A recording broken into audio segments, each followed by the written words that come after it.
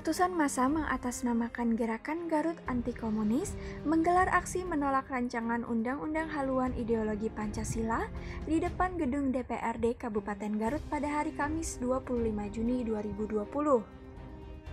Para peserta aksi membentangkan sejumlah spanduk bertuliskan tolak rancangan Undang-Undang Haluan Ideologi Pancasila dan mendeklarasikan Garut Anti Komunis.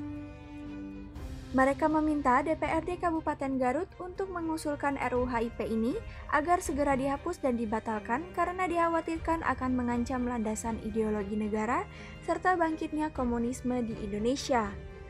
Hal ini dikemukakan oleh Koordinator Aksi, Agis Muhyiddin.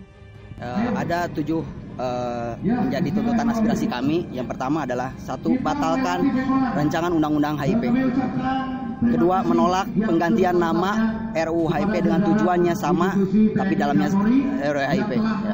Ketiga, mendesak aparat penegak hukum untuk memproses hukum praksi-praksi pengusung RUU HIP karena diduga kuat melakukan tindak pidana makar terhadap ideologi negara atau Pancasila.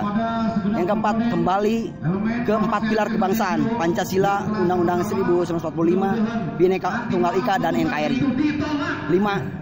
Bersihkan simbol dan paham komunisme, marxisme, dan leninisme di bumi tercinta NKRI. 6. Kembalikan fungsi TNI sebagai garda terdepan mengawal Pancasila.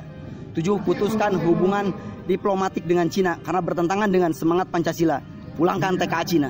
Untuk hasil audiensi barusan itu gimana, Mas? Alhamdulillah, ini ada 7 fraksi yang ikut menandatangani. Ada fraksi Golkar, fraksi Gerindra, fraksi P3, fraksi Demokrat, fraksi PKS, dan fraksi PAN. Ada 6. Dan Wakil Ketua DPRD yaitu Pak Nan. Sementara itu, salah satu peserta aksi, Iqbal Somad, merasa khawatir dengan adanya RUU HIP ini. Menurutnya, RUU HIP ini bisa menodai Pancasila. Menolak dengan adanya rancangan undang-undang haluan ideologi Pancasila. Karena yang pertama, secara tidak langsung itu akan mengubah yang awalnya ketuhanan yang Maha Esa menjadi ketuhanan yang berbeda, sedangkan Tuhan itu hanya ada satu. Di setiap agama pun juga itu Tuhan hanya satu.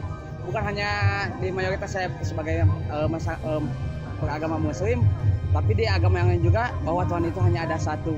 Bukan yang berbudaya, malahan budaya itu hanya sebagian menjadi adat suatu bangsa.